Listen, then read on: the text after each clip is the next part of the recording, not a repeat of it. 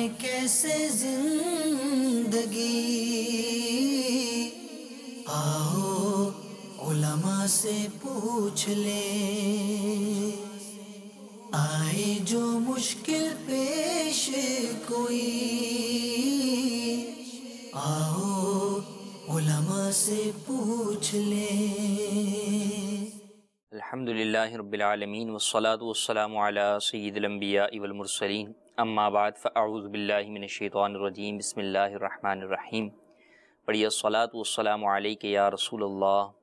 الصلاة والسلام علیک یا حبیب اللہ، الصلاة والسلام علیک یا نبی اللہ وعلی آلک واصحابک یا نور اللہ۔ مدنی چینل کے ناظرین، دارالفتاح اہل سنت کے سلسلے میں ایک مرتبہ ہم پھر حاضر ہیں۔ ابتداءً درود پاک کی فضیلت چنانچہ حضرت سیدنا صدیق اکبر رضی اللہ تعالیٰ عنہ کا فرمان عالی شان ہے، فرماتے ہیں نبی کریم رؤوف الرحیم صلی اللہ تعالیٰ علیہ وآلہ وسلم پر درود پاک پڑھنا گناہوں کو اس قدر جلد مٹاتا ہے کہ پانی بھی آگ کو اتنی جلدی نہیں بجھاتا، اور نبی کریم صلی اللہ علیہ وآلہ وسلم پر سلام بھیجنا غلاموں کو آزاد کرنے سے افضل ہے۔ صلو علی الحبیب صلی اللہ تعالی علی محمد صلی اللہ علیہ وآلہ وسلم۔ آج ہم ایک نئے موضوع کے ساتھ حاضر ہوئے ہیں، تعلیم سے متعلق مسائل پر بات کی جا سکے، ایجوکیشن انڈسٹری پر بات کی جا سکے، اسکول کالجز کے اندر بہت سارے پیش آمد سوالات سے متعلق شرعی احکامات کو بیان کیا جا سکے، تاکہ بہت سارے لوگ اگر گناہوں میں پڑے ہیں تو وہ ان گناہوں سے بچ جائیں اور وہ اپنے کاروبار، کام کاج اور دیگر معاملات کے اندر شریعت مطہرہ کی پیروی کرتے ہوئے ایک قوم کو، ایک امت مسلمہ کو اچھی تعلیم اور اچھے ماحول میں فراہم کر سکیں۔ لہٰذا ہمارا موضوع ہے تعلیم اور اسلام۔ اس کے اوپر ہم گفتگو کریں گے۔ ابتداءً سب سے پہلی بات یہ کہ تعلیم، علم کو نور کہا گیا، لیکن وہ علم کون سا ہے جو کہ نور ہے، جو کہ انسان کو گمراہیوں سے نکال کر ایمان کی طرف لے کر آتا ہے؟ وہ علم کون سا ہے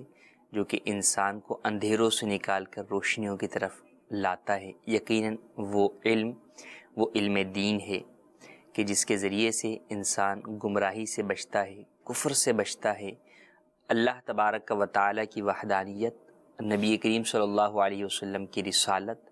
اور اس سے متعلقہ عقائد و نظریات کو جانتا ہے اور پھر ان پر یقین کرتا ہے، اور پھر اسی چیز کے پیش نظر رکھتے ہوئے روز جزا پر ایمان رکھتے ہوئے ایک انسان، ایک مسلمان اپنی زندگی بسر کرتا ہے کہ کل قیامت میں اسے ان تمام باتوں کے لیے، ان تمام افعال و اقوال اور احوال کے لیے جو دنیا میں وہ کر رہا ہے، رب کے حضور جواب دہ ہونا ہے۔ اور پھر وہاں کے لیے تو یہ حکم بیان کر دیا گیا کہ جو بھلائی کرے گا تو وہ ذرہ برابر بھی ہوگی تو وہ بھی وہاں وہ پائے گا، اسے دیکھے گا، اور برائی کرے گا تو ذرہ برابر برائی بھی وہاں پر پائے گا۔ تو آج ایک مسلمان کو چاہے وہ کسی بھی شعبے کے اندر ہو، بہرحال یہ ضروری ہے کہ وہ یہ دیکھے کہ وہ کیا کام کر رہا ہے، وہ خیر ہے یا شر ہے، کل قیامت میں اس کا وہ کیا جواب دے سکے گا۔ تعلیم کے نام کے اوپر بہت ساری چیزیں وہ رائج ہوتی چلی گئیں کہ جسے آپ غیر شرعی بھی کہیں گے، اور کہنا ضروری ہوگا، اور بعض وہ ہیں کہ غیر شرعی نہیں تو آپ ان معنوں میں کہیے کہ غیر اخلاقی ہیں، یا تعلیم دینے والوں کا یا لینے والوں کا وہ منصب نہ تھا۔ ایک عام جاہل آدمی اگر کوئی اس طرح کے کام کرتا تو اس سے تو لوگ صرف نظر کر جاتے کہ یار یہ جاہل ہے، اس کو معلوم نہیں۔ لیکن جب تعلیم یافتہ طبقہ ان امور کے اندر پڑتا ہے تو پھر بڑی حیرت ہوتی ہے کہ جس قوم کے تعلیم دینے والوں کا یہ حال ہو تو پھر اس قوم کا کیا حال ہوگا۔ اور اسی طرف جو ہے وہ کئی چیزوں کے اندر بزرگوں نے بھی اشارہ جو ہے وہ کیا ہے، جیسے ڈاکٹر اقبال نے بھی جو ہے وہ ایک شعر کہا ہے کہ خوش تو ہیں ہم بھی جوانوں کی ترقی سے، مگر لب خنداں سے نکل جاتی ہے فریاد بھی ساتھ۔ ہم سمجھتے تھے کہ لائے گی فراغت تعلیم، کیا خبر تھی کہ چلا آئے گا الحاد بھی ساتھ۔ الحاد مطلب بے دینی۔ تو دنیاوی تعلیم آئی تو اس سے لوگ خوش بھی ہوئے کہ ترقی ہوگی، جناب والا ملک ترقی کرے گا، امت ترقی کرے گی، لیکن ساتھ ہی ساتھ وہ اپنے ساتھ سائیڈ ایفیکٹس بھی لیتے ہوئے آئی، اور وہ الحاد تھا، بے دینی تھی۔ تو ایک مسلمان کے لیے سب سے پہلے اپنا دین ہے، اور دین بچانا ہی ضروری ہے، دینی احکامات پر عمل کرنا ضروری ہے۔ اور الحمدللہ عز و جل اس پرفتن دور کے اندر، اس انڈسٹری کے اندر بھی دعوت اسلامی نے شعبہ تعلیم کا جو ہے وہ قیام کیا، اور نہ صرف شعبہ تعلیم کا، دیگر اداروں کے اندر، ایجوکیشن انڈسٹری کے اندر نہ صرف شعبہ تعلیم کی مجالس نے کام کیا، بلکہ اس کے ساتھ ساتھ دعوت اسلامی نے اپنا ایجوکیشن ڈپارٹمنٹ آپ کہیں کہ دنیاوی تعلیم کے لیے انہوں نے بنایا، وہ دارالمدینہ ہے کہ اس کے اندر کوشش اس بات کی گئی کہ تمام مواد غیر شرعی امور سے پاک پڑھایا جائے اور اسلامی ماحول میں پڑھایا جائے۔ تو اس کی طرف بھی جو ہے وہ میں توجہ دلاؤں گا کہ اس کے اندر بھی اپنے جو ہے وہ بچوں کو آپ جو ہے وہ شامل کیجئے، اس کے اندر جو ہے وہ دلائیے، اور ساتھ ہی ساتھ اور بہت سارے امور کی طرف بھی ہم اس کے اندر توجہ دلائیں گے کہ وہ کون سے کام ہیں جو کہ اسکول مالکان یا ایجوکیشن انڈسٹری کے بہت سے افراد، بک سیلر بھی ایجوکیشن انڈسٹری سے تعلق رکھتا ہے، یونیفارم والا بھی اسی انڈسٹری سے تعلق رکھتا ہے، اسکول کا مالک بھی اسی انڈسٹری سے تعلق رکھتا ہے، وین والے بھی اسی انڈسٹری سے تعلق رکھتے ہیں۔ تو وہ بہت سارے امور کون سے ہیں جو کہ اس انڈسٹری کے اندر ہوتے ہیں اور ان کے اندر ہمیں اپنی اصلاح کرنے کی ضرورت ہے، تو ہم ان کے اوپر بھی آج بات کریں گے، کیونکہ اصل بنیاد یہ ہے کہ علم کے ذریعے سے انسان برائیوں سے بچتا ہے۔ تو کہیں ایسا تو نہیں کہ یہ سارا دنیاوی علم ہونے کے باوجود ہم علم دین سے محروم ہیں، اس کی وجہ سے علم دین سے محرومی کا ہمیں یہ نقصان اٹھانا پڑ رہا ہے کہ ہم گناہوں کے اندر جا پڑ رہے ہیں، ہم برائیوں میں جو ہے وہ گھرے ہوئے ہیں، مگر چونکہ ان برائیوں کے اوپر شیطان نے شہوات اور کو جو ہے وہ مزین کر دیا ہے، اس کے اندر جو برائیاں ہیں اس کو شیطان ریپر کے اندر، خوبصورت ریپر میں پیش کرتا ہے، تو یوں ہمیں وہ بری نظر نہیں آتی، معاشرے میں اسے بری نگاہ سے جو ہے وہ دیکھا نہیں جاتا، لیکن در حقیقت وہ برائی ہی ہوتی ہے۔ آپ گندگی کو کتنی ہی ریپرز میں جو ہے وہ خوبصورت ریپرز کے اندر پیک کر دیں، بہرحال وہ گندگی ہی ہوتی ہے۔ جب بھی کسی کو یہ بات پتہ چلے گی کہ اس خوبصورت ریپر میں گندگی ہے تو وہ ریپر کو نہیں دیکھے گا، وہ بہرحال گندگی کی وجہ سے اس پوری چیز کو پھینک دے گا۔ تو ہمیں بھی یہ دیکھنا چاہیے کہ اگر ہم اس انڈسٹری سے منسلک ہیں تو اس انڈسٹری کے اندر ہونے والی برائیوں اور غیر شرعی امور سے ہم کس طرح بچ سکتے ہیں، اور ہم ان کے اندر کیا کیا کردار ادا کر سکتے ہیں۔ تو انشاءاللہ عز و جل ایک بہت معاشرے کے اندر اور ایک اس انڈسٹری کے اندر ہم کامیاب ہو سکیں گے اصلاح لانے کے حوالے سے، کہ ہمارا مدنی مقصد ہی یہی ہے کہ مجھے اپنی اور ساری دنیا کے لوگوں کی اصلاح کی کوشش کرنی ہے۔ آئیے ہم آپ کے سوالات شامل کرتے ہیں۔ جی مفتی صاحب سے سوال ہے کہ بعض تعلیمی اداروں میں فنکشن یا تفریحی پروگرام ہوتے ہیں، مثلا کسی جگہ سیر کے لیے بچوں کو لے جانا ہوتا ہے، اب اگر کوئی نہ جانا چاہتا ہو اور اسکول انتظامیہ اس کی بھی رقم اس سے لے لے تو ان کے لیے کیا یہ رقم لینا جائز ہے؟ اس کے بارے میں وضاحت فرما دیں۔ جی مزید کال۔ مفتی صاحب کی بارگاہ میں میرا یہ سوال عرض ہے کہ بعض اسکولوں اور تعلیمی اداروں میں ایک ساتھ پورے سال یا 6 مہینے کی فیس لے لی جاتی ہے، تو کیا اس طرح کرنا جائز ہے؟ جی مزید کال۔ مفتی صاحب سے سوال یہ ہے کہ کسی بھی طرح کے امتحانات میں نقل کرنا جائز ہے، یا اس کی کسی بھی طریقے سے نقل میں مدد کرنا یہ بھی ناجائز ہے؟ جی پہلا سوال، مختلف جو ہے وہ اسکول کی پارٹیز ہوتی ہیں، فنکشنز ہوتے ہیں اور آؤٹ ڈور وزٹس ہوتے ہیں، ان کے اندر اسکول والے طلباء سے کچھ نہ کچھ پیسے منگواتے ہیں، چارج کرتے ہیں، اور پھر اگر کوئی نہ جانا چاہے تو بھی اس سے بھی وہ وصول کیے جاتے ہیں۔ تو ایسا کرنا کیسا؟ اولاً تو یہ کہ اس طرح کے جو فنکشن یا پروگرامز ہوتے ہیں کئی اسکولوں کے اندر غیر شرعی امور پر مشتمل ہوتے ہیں، اس کے اندر جو ہے وہ گانے بھی ہوتے ہیں، موسیقی بھی ہوتی ہے، بے پردگی بھی ہوتی ہے۔ تو ان تمام چیزوں کی موجودگی میں تو ایک مسلمان کو یہ بات زیب ہی نہیں دیتی کہ وہ اس کے اندر شریک ہو،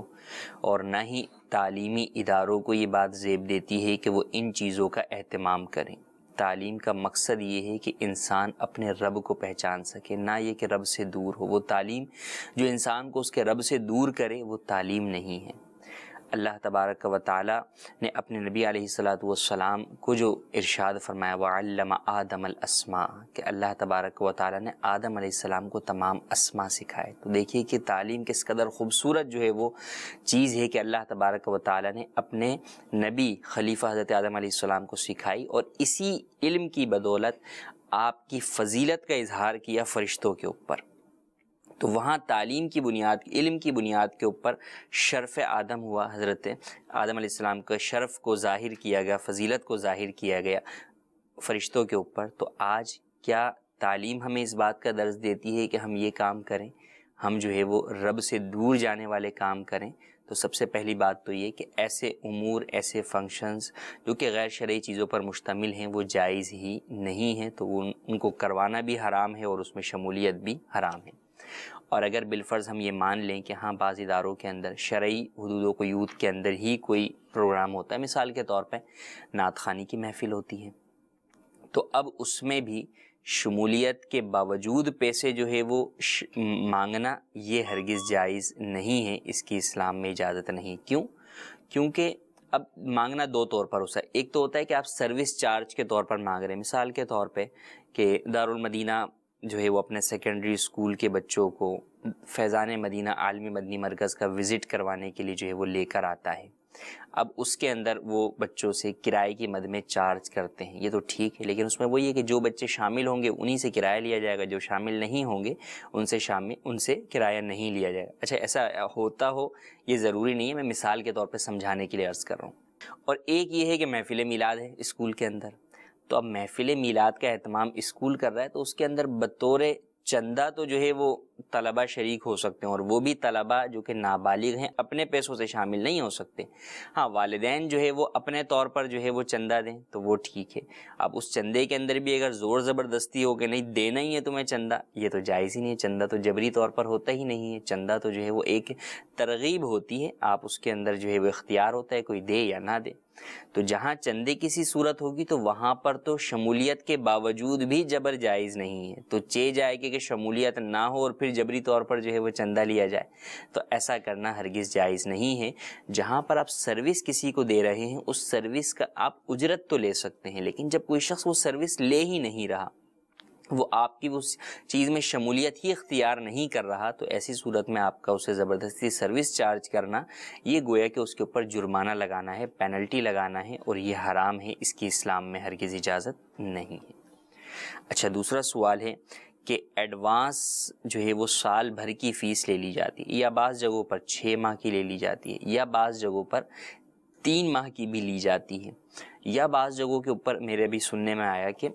وہاں پر جون جولائی کے مہینوں کی جو گرمیوں کی چھٹیوں کے ماہ ہوتے ہیں ان کی فیس ہر سال کی جنوری میں لے لی جاتی ہے. دیکھیں،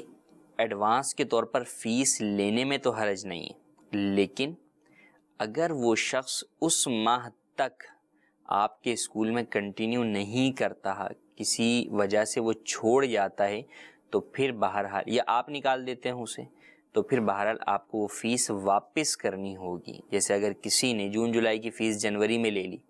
اور تعلیمی سال ختم ہوتا ہے ہمارے ہاں مارچ کے اندر، اب وہ مارچ کے اندر کوئی شخص جو ہے وہ اپنے بچے کو چھڑوا دیتا ہے اور وہ کسی اور اسکول میں جو ہے وہ ڈلوانا چاہتا ہے، تو اب بہرحال جون جولائی کی فیس واپس ہی کرنی ہوگی. کیونکہ تعلیمی سال کے ضمن میں جو کہ ہمارے ہاں اپریل سے جو ہے وہ مارچ تک کا چلتا ہے، اس کے ضمن کے اندر جو ہے وہ جون جولائی کی فیس آتی ہے. جنوری سے لے کے جو ہے وہ آگے تک کے ضمن میں نہیں آتی. تو جو اس سے پہلے چھوڑ جائے گا تو بہرحال اس کو وہ فیس واپس کرنی ہو. یہی 6 ماہی یا سالانہ یا 6 ماہی والوں کی صورتحال میں ہے کہ اگر یہ اس طور پر ہے کہ جناب چھوڑ کر جائے گا تو ہم بقیہ جو ہے وہ جو بھی فیس لی ہوئی وہ واپس نہیں کریں گے، ضبط کر لیں گے، ایسا کرنا جائز نہیں ہے. ہاں، جو چھوڑ کر جا رہا ہے وہ بھی بلا وجہ شرعی نہیں چھوڑے گا. اگر اس نے ایگریمنٹ کیا ہے اسکول کے ساتھ کہ بھائی میں 1 سال پڑھاؤں گا، تو اب اس ایگریمنٹ کو پورا دونوں طرف سے کیا جائے گا، اسکول انتظامیہ کی جانب سے بھی اور پیرنٹس کی جانب سے بھی. لیکن اگر کوئی واقعی شرعی عذر ہے اس کی بنیاد پر جو ہے وہ نکالا جا رہا ہے یا وہ چھوڑ کر جا رہے ہیں، تو ایسی صورت میں بہرحال جتنے ماہ باقی ہیں ان مہینوں کی فیس واپس کرنی ہوگی وہ فیس جو ہے وہ ضبط کر لینا یہ جائز نہیں، بلکہ اگر وہ والدین نہ بھی لینے آئے تو بھی اسکول انتظامیہ پر لازم ہے کہ ان کا مال ان تک ان سے رابطہ کر کے پہنچائے۔ ان کے مال کو روکے رکھنا ان کے لیے جو ہے وہ گناہ کا سبب ہوگا اور کل اس کا قیامت کے اندر حساب دینا ہوگا، لہٰذا ان تمام چیزوں کا حساب کرتے ہوئے وہ واپس کیا جائے گا۔ یوں ہی بعض جگہوں کے اوپر ایگزامینیشن کی فیس لے لی جاتی ہے، اب اگر بچہ ایگزامینیشن سے پہلے ہی جو ہے وہ چھوڑ کر چلا گیا تو پھر وہ فیس بھی واپس کرنی ہوگی۔ تو دار و مدار اس پر ہے کہ آپ سروس کیا دے رہے ہیں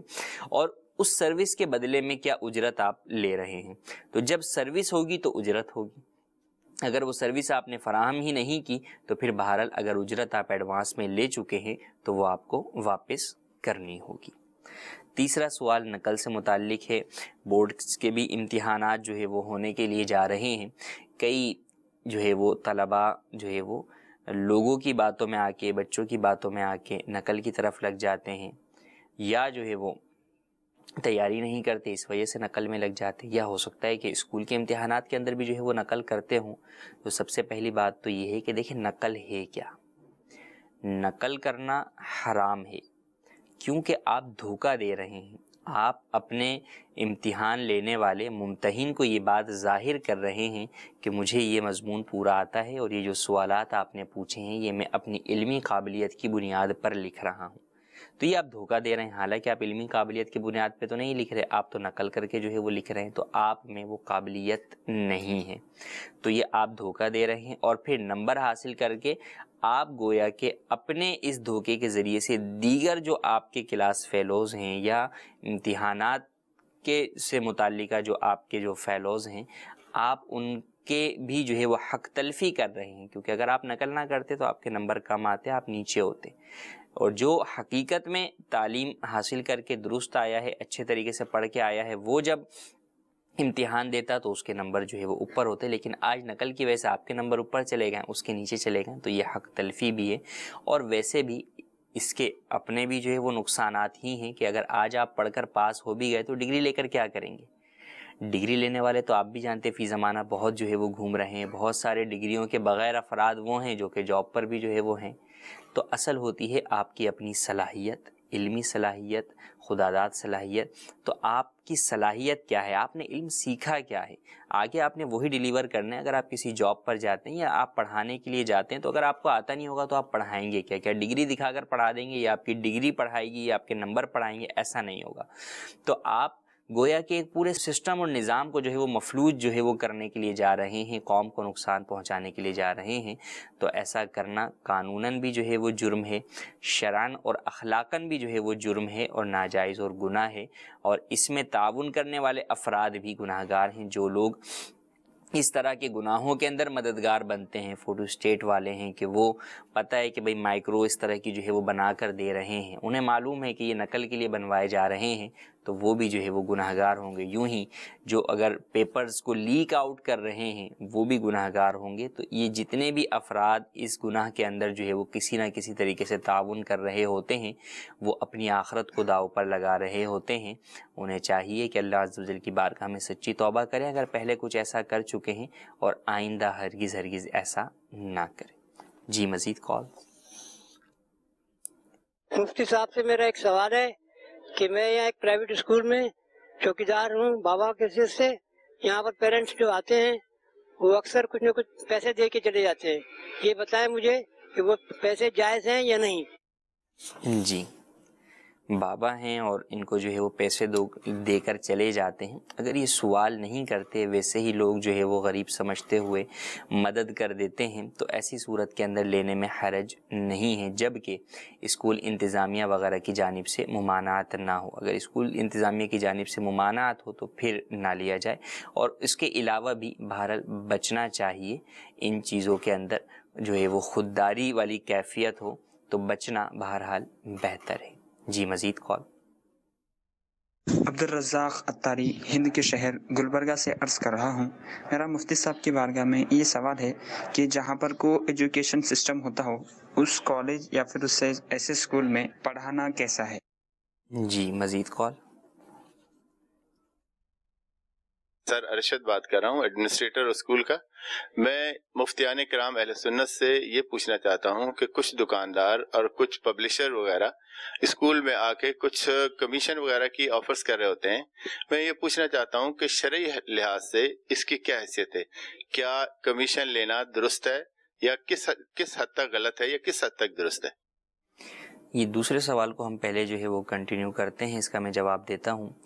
کہ یہ صورتحال ہے کہ اگر آپ مارکیٹ کے اندر کسی کے روزگار کا ذریعہ بنتے ہیں تو ایسی صورت کے اندر یا تو آپ مطالبہ کرتے ہیں کہ چونکہ میں آپ کے روزگار کا ذریعہ بنا ہوں لہٰذا آپ مجھے کمیشن دیجئے، یا آپ جو ہے وہ مجھے جو ہے میرے اسکول میں یا میرے کلینک میں یہ کام کروا دیجئے، یا پھر سامنے والوں کو معلوم ہے کہ یار اگر آج اس کو یہ آفر نہ کی تو پھر یہ کسی اور کی طرف چلا جائے گا، یہ جو آج میرے لیے کاروبار لا رہا ہے یہ کسی اور کو کاروبار یہ والا دے دے گا اور میں خسارے میں پڑ جاؤں گا، تو وہ اپنے اس کاروبار کو مستحکم کرنے کے لیے یہ آفرز جو ہے وہ کرتا ہے۔ شرعی اعتبار سے یہ آفرز کرنا،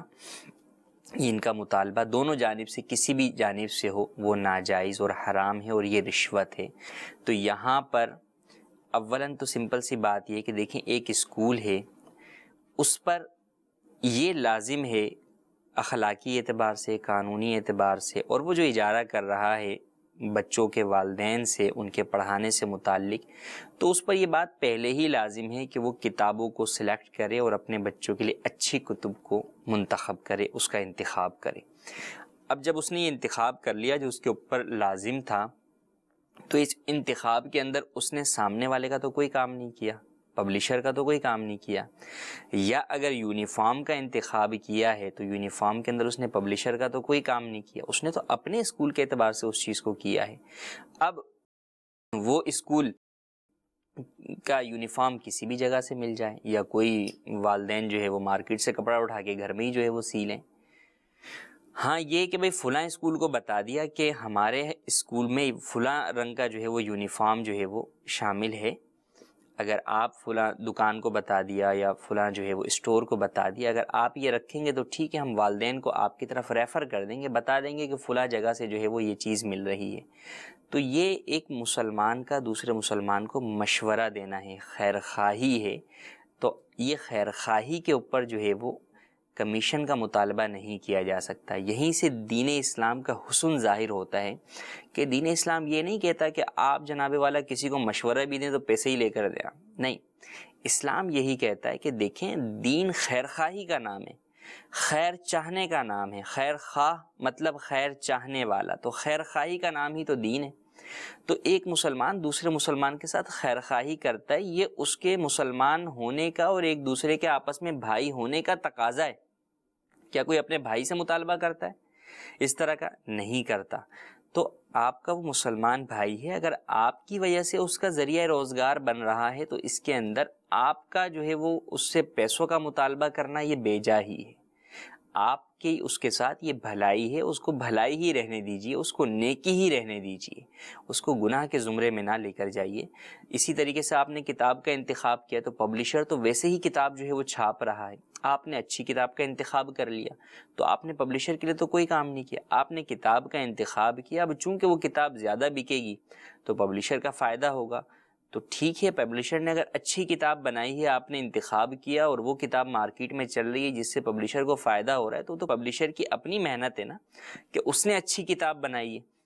اور اس کے اچھی کتاب بنانے کی وجہ سے آپ نے اس کو منتخب کیا اپنے اسکول کے لیے، تو آپ نے تو اس کے لیے کوئی کام نہیں کیا۔ آپ یہ کہ میں نے منتخب کیا، تو آپ پر تو منتخب کرنا پہلے ہی لازم تھا، ذمہ داری تھی آپ پر کہ آپ اسکول کے لیے اچھی کتاب کا انتخاب کریں۔ اگر آپ نہیں کرتے تو آپ کا اسکول پڑ جاتا، آپ کے اسکول کی جو ہے وہ کیفیت ہی جدا ہوتی، لوگ تعلیمی معیار سے مطمئن نہیں ہوتے۔ تو یہ سب کچھ جو کیا وہ تو آپ نے اپنے اسکول کے لیے کیا، آپ نے اس پبلشر کے لیے تو کچھ نہیں کیا۔ تو اب اس پبلشر سے آپ کا مطالبہ کرنا کہ مجھے پروفٹ دو، میں اتنا بزنس تمہاری طرف لے کر آیا ہوں، یہ ہرگز جائز نہیں ہے۔ اور پھر ہوتا کیا ہے، یہ تو ایک پہلو ہے، دوسرا پہلو پھر یہ ہوتا ہے کہ لوگ کمیشن کے چکر کے اندر اپنی ذمہ داریوں سے غافل ہو جاتے ہیں۔ ایک شخص ہے، اس کے سامنے 2 کتابیں اپنے اسکول میں انتخاب کے لیے، ایک کتاب اچھی ہے، بہت اچھی ہے، لیکن مثال کے طور پر اس کا پبلشر کوئی کمیشن نہیں دیتا اسکول والے کو، وہ اس کو نہیں لے گا۔ دوسری کتاب ہے جو کہ پہلے والے کے مقابلے میں کم اچھی ہے وہ بھی اچھی، لیکن چاہیے کیا یہ تھا کہ دونوں اچھی میں سے سب سے بہتر کا انتخاب کیا جاتا، لیکن میں سب سے بہتر کا انتخاب اس لیے نہیں کر رہا کیونکہ مجھے اس پر کمیشن نہیں مل رہا، لہٰذا میں اپنے پیرنٹس، اپنے بچوں کے لیے گویا کہ یہاں پہ خیر خواہی نہیں کر رہا۔ خیر خواہی تو یہ تھی، میری جاب کا تقاضا تو یہ تھا، میرے ایگریمنٹ کا تقاضا تو یہ تھا کہ میں بہتر سے بہتر جو ہے وہ تعلیمی کتاب کا انتخاب کرتا، لیکن میں صرف لالچ میں آ کر، ہرس میں آ کر، 4 پیسے کمانے کے چکر میں آ کر میں اپنے ذمہ داری سے غافل ہو رہا ہوں اور وہاں پر میں کمپرومائز کر رہا ہوں صرف لالچ کی خاطر، اور میں کم بہتر چیز کو اختیار کر رہا ہوں، یا بعض جگہوں پر ہو سکتا ہے کہ بالکل ہی گھٹیا چیز کو بھی اختیار کیا جاتا ہو صرف اس لیے کہ یہاں سے مجھے پیسہ زیادہ مل رہا ہے۔ تو یہاں پر آپ اپنی جو آپ کی ذمہ داری ہے، آپ کا جو اسکول کے بچوں کے ساتھ، ان کے والدین کے ساتھ جو آپ کا ایگریمنٹ ہے، جو جاب ہے، اس کے اندر بھی آپ کوتاہی کے مرتکب ہو رہے ہیں اس کمیشن کی بنیاد پر، تو ایسا کرنا ہرگز جائز نہیں ہے۔ تو دو طرفہ اعتبار سے ہم نے اس کو بیان کیا کہ یہ جائز نہیں ہے، تو آپ کا کمیشن کا مطالبہ کرنا اسکول والوں کا یا یونیفارم والوں کا یا پبلشر والوں کا یہ پیشکش کرنا، یہ رشوت ہی ہے، اس کی اسلام میں ہرگز اجازت نہیں ہے، واضح طور پر منع کر دیا جائے۔ اور آپ کسی بھی کتاب کا انتخاب کرتے ہوئے تعلیمی اعتبار سے، دینی اعتبار سے اس کو دیکھ کر اس کا انتخاب کریں، اور اس کا کوئی بھی بینیفٹ جو ہے وہ آپ ہرگز نہ لیں، آپ کے لیے یہ بینیفٹ ہرگز جائز نہیں ہوگا۔ اب اس کی مختلف صورتیں ہوتے ہیں، کوئی کہتا ہے جناب ہم تو تعلیم کے میدان کے اندر جو ہے وہ مدد کرنے کے لیے آ رہے ہیں، ہم آپ کی جو ہے وہ کمپیوٹر لیب بنا دیتے ہیں، ہم سائنس لیب بنا دیتے ہیں، فلاں چیز جو ہے وہ بچوں کے لیے بنا دیتے ہیں، پلے ایریا بنا دیتے ہیں، ہم تو تعلیم کے میدان کے اندر بس امت کی مدد کرنا چاہ رہے ہیں، قوم کی مدد کرنا چاہ رہے ہیں۔ یہ سارے ہیلے بہانے ہوتے ہیں۔ ان جگہوں پر آپ کیوں قوم کی مدد کرنے کے لیے نہیں گئے جہاں پر آپ کی کتاب کا انتخاب نہ ہوا اور وہاں پر واقعی ضرورت ہے؟ اور اگر میں آج آپ کی کتاب کا انتخاب نہیں کرتا تو پھر آپ کو میرے ساتھ اور قوم کے ساتھ یہ ہمدردی پھر کیوں نہیں ہوگی؟ یا آئندہ سال اگر میں آپ کی کتاب ہٹا دیتا ہوں تو پھر میرے اور قوم کے ساتھ یہ جو ہمدردی ہے یہ پھر کیوں نہیں ہوگی؟ تو یہ تمام باتیں واضح ہیں کہ یہ ہمدردی قوم کے ساتھ تعلیمی میدان میں ان کی مدد کے نام کے اوپر در حقیقت رشوتوں کا ہی لین دین ہوتا ہے۔ تو بہرحال یہ بات ہر کوئی جانتا ہے کہ رشوت حرام ہے اور جہنم میں لے آنے والا کام ہے، اور رشوت دینے والا اور لینے والا دونوں ہی جہنمی ہوں گے۔ تو کہیں ایسا نہ ہو کہ ہم ایک طرف تو تعلیم عام کر رہے ہیں لیکن دوسری طرف تعلیم دین سے اس قدر دور ہو چکے ہیں کہ ہم اس تعلیم کے اندر بھی گناہوں والے کاموں کے اندر پڑے ہوئے ہیں۔ اچھا، ایک ہمارا جو ہے آڈیو کال تھی مخلوط نظام تعلیم سے متعلق۔ دیکھیں، مخلوط نظام تعلیم، اب اگر تو پری پرائمری کا مخلوط نظام تعلیم ہے یا پرائمری میں 1 2 3 کلاس تک یا 4 کلاس تک کا جو ہے وہ نظام تعلیم ہے کہ جس کے اندر جو بچے ہیں وہ بڑے نہیں ہوتے یا وہ عورتوں کے معاملات کو سمجھنے والے نہیں ہوتے، تو وہ تو اس میں نظام تعلیم میں پڑھایا جا سکتا ہے، لیکن بہرحال جب بچے بڑے ہو جاتے ہیں، بچیاں 9 سال کی ہو جائیں اور بچے 12 سال کے ہو جائیں، تو اب ایسی صورت کے اندر بہرحال آپ کا بچوں کو کو ایجوکیشن میں پڑھانا یہ جائز نہیں ہوگا، اس کی ہرگز اجازت نہیں ہوگی، کیونکہ 9 اور 12 سے مراہق اور مراہقہ ہو جاتے ہیں، یہاں سے بہت سارے احکام ہیں، بلوغت جو ہے وہ کئی اعتبار سے پردے وغیرہ کے معاملات میں شروع ہو جاتے ہیں، اور اس سے اوپر کا جو لیول ہے وہاں تو واضح طور پر حرام ہے، اور کئی مفاسد کا معاشرے کے اندر پھیلتی ہوئی بے حیائیوں اور بے راہ رویوں کا مجموعہ یا ابتدا کہیے، وہ یہ کو ایجوکیشن سسٹم ہی ہے، اور اسلام اس کی ہرگز اجازت نہیں دیتا۔ اسی لیے اسلام کی تعلیمات کو اگر آپ دیکھیں تو وہ جداگانہ ہی جو ہے وہ نظام تعلیم لے کر آتا ہے، تو ہمیں اپنے بچوں کو پڑھانے میں بھی اس بات کا خیال رکھنا ہے۔ ایک والد یا والدہ اپنے بچے کے لیے کون سے اسکول کا انتخاب کرے، اسکول میں ڈالنے سے پہلے کیا سوچیں؟ ہم اچھی تعلیم تو بہت کچھ سوچ لیتے ہیں، لیکن بہت ساری جگہوں کے اوپر آ کر ہم یہ بھول جاتے ہیں کہ میرا بچہ وہاں جا کر سیکھے گا کیا میرا بچہ واقعی وہاں جا کر تعلیم سیکھے گا یا تعلیم کے نام پر جو ہے وہ بے راہ روی سیکھے گا؟ میرا بچہ وہاں جا کر سیکھ کیا رہا ہے. اگر میرا بچہ وہاں جا کر ڈانس کر رہا ہے, میرا بچہ جو ہے وہاں جا کر گانے سیکھ رہا ہے, موسیقی کے اوپر جو ہے وہ ناچنا تھرکنا جو ہے وہ سیکھ رہا ہے, تو کیا میں اس لیے اپنے بچے کو تعلیم دلا رہا ہوں؟ تعلیم تو ایک انسان کو مہذب بناتی ہے. یہ تو مہذب لوگوں کے کام نہیں ہے, یہ تو ایک مسلمان کا کام نہیں ہے. تو کیا میں اپنے بچوں کو فقط اعلیٰ تعلیم کی بنیاد کے اوپر ایسی جگہوں پر جو ہے وہ جھونک دوں گا کہ ان کا نہ صرف دین بلکہ دنیا سب کچھ جو ہے وہ تباہ ہو جائے؟ وہاں پڑھایا کیا جا رہا ہے؟ وہی بات کہ الحاد تو نہیں پڑھایا جا رہا, دین سے دوری تو نہیں پڑھائی جا رہی, بد مذہبی اور گمراہی تو نہیں پڑھائی جا رہی. تو یہ مجھے سوچنے کی ضرورت ہے کہ اگر تعلیم اعلیٰ نہیں, اس سے تھوڑی سی نیچے ہے, لیکن ماحول اچھا ہے, میرا بچہ دین سے دور نہیں ہے, دین کے قریب ہے, عشق رسول ہے, اور دیگر ان تمام چیزوں کے اعتبار سے وہ کسی گناہ میں مبتلا نہیں ہے, تو اعلیٰ تعلیم کے مقابلے میں اس چیز کو جو ہے وہ آپ اہمیت دیجیے. کیونکہ کل قیامت میں آپ سے جو سوال ہونا ہے وہ اعلیٰ تعلیم کا نہیں ہونا, آپ سے سوال تربیت اولاد کا ہونا ہے. آپ نے اپنے اولاد کی دین کے لیے کتنی جو ہے وہ قربانیاں دیں, دین کے لیے کیا سوچا, اس کی تربیت آپ نے کیا کی, اس کے عقائد و نظریات کے تحفظ کے لیے آپ نے کیا کردار ادا کیا, اور ساتھ ہی ساتھ اس کے اقوال و افعال اور احوال کے لیے آپ نے کیا کردار ادا کیا اور ان کی کیا تربیت کی. تو اس حوالے سے اگر ہم دیکھیں تو یقیناً دارالمدینہ دعوت اسلامی کا اس اعتبار سے بہرحال ہر کئی مقامات پر کئی چیزوں کے اندر نمایاں ہے کہ وہ ان چیزوں کے اندر تو ہمارے بچوں کو کم از کم گناہوں سے بچا کر رکھے ہوئے ہے, اور یہاں پر عقائد و نظریات کا تحفظ, نہ صرف تحفظ بلکہ عشق مصطفیٰ صلی اللہ علیہ وسلم کا فروغ بھی ہے. جی مزید کال. صاحب کے بارے میں سوال ہے کہ یہ جیسے تعلیم کے حوالے سے آپ فرما رہے ہیں, گرمیوں کی چھٹیوں کے حوالے سے سوال ہے کہ 2 ماہ کی چھٹیاں دیتے ہیں بچوں کو اور ان کی فیسیں بھی لے لیتے ہیں, تو جبکہ اس میں پڑھائی نہیں ہوتی, تو اس کے بارے میں شرعی حکم کیا ہے؟ ہماری رہنمائی فرما دیں. جی مزید کال.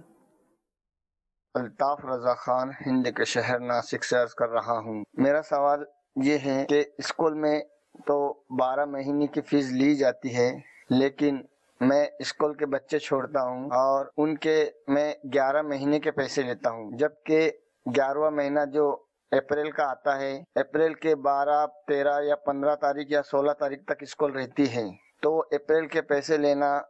وہ جائز ہے یا نہیں؟ جواب ارشاد فرما دیجئے. جزاکم اللہ الخیر. جی مزید کال. مفتی صاحب کی بارگاہ میں یہ عرض ہے کہ بعض ایسی اسکالرشپس ہوتی ہیں جو نیڈ بیس ہوتی ہیں, ضرورت کی بنیاد پہ بچوں کو دی جاتی, تو اس میں ایک کرائٹیریا ہوتا ہے, ایلیجیبلٹی کرائٹیریا ہوتا ہے, اس میں بچوں نے اپنے فارم سبمٹ کروانے ہوتے ہیں. تو اس میں کچھ ایسے بھی لوگ ہوتے ہیں کہ جو جھوٹ کی بنیاد پر انٹرویو بھی دیتے ہیں, فارم بھی سبمٹ کرواتے ہیں, اور جھوٹ بول کر اپنے گھر والوں کی تنخواہ کم بتاتے ہیں اور وہ اسکالرشپس لے لیتے ہیں. یہ اسکالرشپ لینا کیسا؟ جی, پہلا سوال گرمیوں کی چھٹیوں سے متعلق ہے. دیکھیں, چھٹیوں کی فیس نہیں ہوتی, سروس کے بدلے میں فیس ہوتی ہے. لیکن آپ بھی جانتے ہیں کہ ہفتہ پڑھائی ہوتی ہے, اتوار کی چھٹی ہوتی ہے, فیس پورے ہفتے کی کاؤنٹ کی جاتی ہے. مہینے کی اگر آپ بات کریں تو مہینے میں 4 اتوار آ جاتے ہیں. بعض اسکولوں کے اندر ہفتہ اتوار چھٹی ہوتی ہے, تو گویا کہ 8 دن چھٹی ہو گئی, 22 دن تعلیم ہوئی نا. لیکن کیا 22 دن کی جو ہے وہ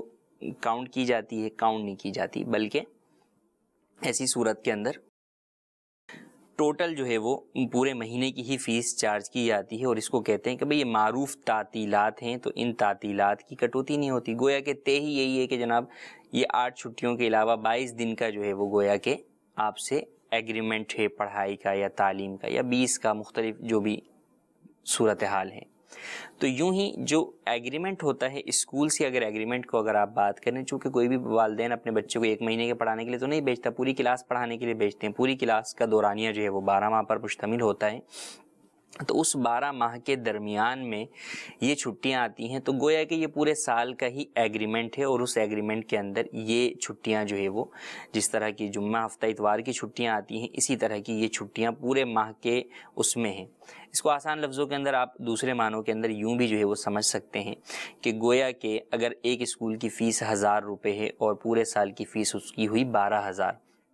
تو گویا کہ اسکول آپ سے 12000 جو ہے وہ فیس طے کرتا ہے سال کی, اور اس کی قسطیں بنا دیتا ہے وہ کہ آپ 1000 روپے جو ہے وہ مہینہ دیں گے آپ. یوں جو ہے وہ قسطیں جو ہے وہ بنا دیتا ہے اور اس کو مہینوں پر ڈیوائڈ کر دیتا ہے، اور درمیان کے اندر یہ جو 2 ماہ کی چھٹی ہوتی ہے یہ اسی طور پر ہوتی ہے جیسے جمعے، ہفتے یا اتوار کی جو چھٹیاں ہوتی ہیں اس طور پر کاؤنٹ کی جاتی ہیں۔ تو عرف کی وجہ سے چونکہ ان چھٹیوں کے اندر جو اسکول میں کام کرنے والے لوگ ہوتے ہیں ان کی تنخواہیں جا رہی ہوتی ہیں، اسکول کا اپنا جو ایکسپینس اگرچہ کم ہو جاتا ہے لیکن بہرحال لائٹ یا رینٹ پر جگہ لی ہوئی ہے تو وہ ساری چیزیں شامل ہوتی ہیں، تو اس اعتبار سے علماء نے اس کی اجازت دی ہوئی ہے، تو یہ چھٹیوں کی فیس لی جا سکتی ہے۔ ہاں بعض جگہوں پر یہ بھی ہے کہ اگر آپ بچے کا اسکول میں داخلہ کروائیں گے اگست میں تو وہ کہتے ہیں جون جولائی کی فیس دیجیے، یہ درست نہیں ہے۔ جب بچے نے وہ پڑھا ہی نہیں پہلے تو اب جون جولائی کی فیس کا تقاضا نہیں کیا جا سکتا، اب بہرحال اگست سے ہی جو ہے وہ آگے کنٹینیو کیا جائے گا، جون جولائی کی فیس کا آپ تقاضا نہیں کر سکتے۔ اچھا، اسی سے متعلق دوسرا ہمارا جو ہے وہ سوال تھا، اور شاید میرے خیال سے یہ وین ڈرائیور ہیں ہمارے جن کا یہ سوال تھا کہ میں بچوں کو جو ہے وہ 11 ماہ کی جو ہے وہ فیس چارج کرتا ہوں۔ انہوں نے 11 ماہ کا کہا، یہ سمجھ نہیں آیا، حالانکہ 12 ماہ کی ہی عموماً جو ہے وہ فیس وصول کی جاتی ہے۔ تو اب یہ کہہ رہے ہیں کہ اپریل کے اندر جو ہے وہ چھٹیاں ہو جاتی ہیں، یا مارچ کے اندر ایسا ہوتا ہے کہ فائنل ٹرم ہونے کے بعد کچھ ایام جو ہے وہ چھٹیوں کے باقی ہوتے ہیں۔ تو اس میں 2 صورتیں ہیں، معروف ہے کہ بھئی اتنی چھٹیاں ہوتی ہیں اور اس کے باوجود بھی جو ہے وہ اس ماہ کی فیس چارج کی جائے گی اور والدین بھی راضی ہیں اور عرف کے مطابق ہی چھٹیاں ہیں، تو ٹھیک ہے، وہ اس کے جو ہے وہ پیسے چارج کر سکتے ہیں۔ لیکن